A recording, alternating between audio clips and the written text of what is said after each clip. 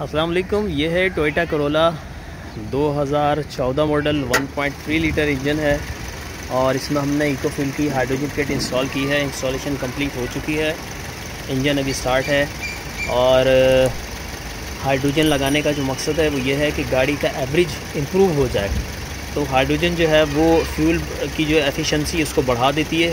Fuel बहुत अच्छा burn होता है जिससे जो है गाड़ी का पिक बढ़ जाता है और इंजन जो है वो साफ़ रहता है। उसका कार्बन जो है वो सारा का सारा साफ़ हो जाता है इस तरह से कि हम जितना भी फ्यूल इसमें डाल रहे हैं वो प्रॉपर नहीं जल पाता।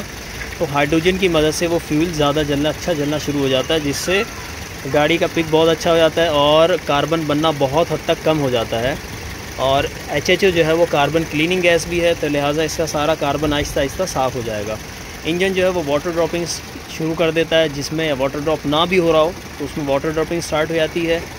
अच्छा जी, और हमने क्या किया इसके अंदर कि ये फ़िल्टर है, फ़िल्टर बॉक्स। इससे पहले हमने अपना ये ब्लू कलर का जो पाइप दिख रहा है ये पाइप हमने फ़िल्टर से पहले लगा दिया है। गैस जो है वो फ़िल्टर से होके इंजन में चली जाएगी और जो भी फ्यूल का सिस्टम है वो अपना चल ही रहा है। ठीक है जी।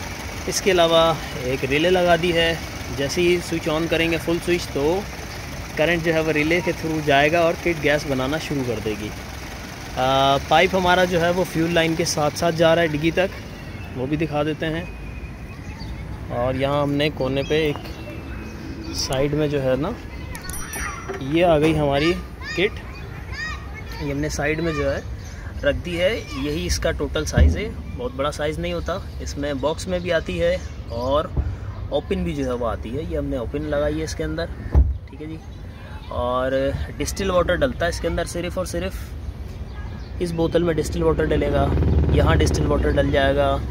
ठीक है जी। और तकरीबन 300-350 किलोमीटर चलाने के बाद इसके अंदर डिस्टिल वाटर डालना पड़ता है। इस बोतल के अंदर कम होता है डिस्टिल वाटर पानी, तो फिर आप डाल लें। लेवल दिया हुआ है हाई और लो, बबलर में भी दिया हुआ है। ये स्टॉपर है, यहाँ से आप इसके कॉलर प्रेस करके निकालें और इंजेक्शन की मदद से इसमें पानी डाल लें। इसका कैप खोल के डाल लें पानी, बस पानी डलेगा इसके अंदर। और बहुत ज़्यादा करंट ये नहीं लेती, 5-6 एम्पेयर 6.5 एम्पेयर बस काफ़ी होता है इतना करंट। साइलेंसर की बात करें तो अभी पानी आना शुरू हो गया इसके अंदर। ठीक है जी, इससे पहले नहीं था। AC अभी नहीं चल रहा, उसके बावजूद भी पानी आ रहा है। AC चलेगा तो ये ज़्यादा हो जाएगा। ये साइन है इस बात का कि पेट्रोल जो है वो पहले से ज़्यादा अच्छा जल रहा है। स्मेल बहुत हद तक कम हो गई। मैं आराम से यहाँ बैठा हूँ साइलेंसर के पास, तो आंखें चुभ नहीं रही, आंखों के अंदर गैस, और नाक में नहीं चुभ रही। ठीक है जी। तो ये साइन है कि पेट्रोल जो है वो अच्छा जल रहा है। इन्हांसर की बात कर लेते हैं जिससे हम फ्यूल सेविंग करते हैं। अंदर रखा हुआ वो ड्राइवर के पास, वो भी दिखा देते हैं आपको।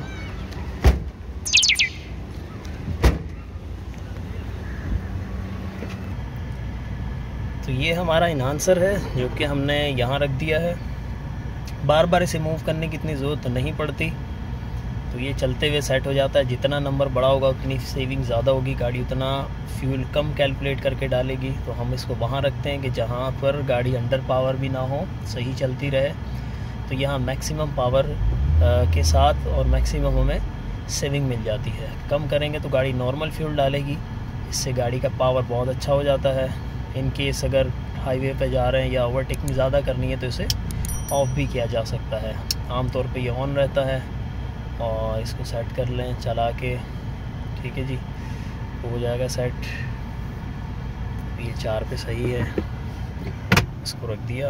और अब यहाँ सामने कुछ भी ऐसा नहीं है कि जो तंग करे, परेशान करे।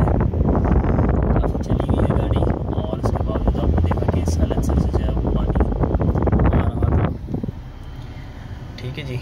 तो ये हो गया हमारा कंप्लीट इंस्टॉलेशन का प्रोसेस।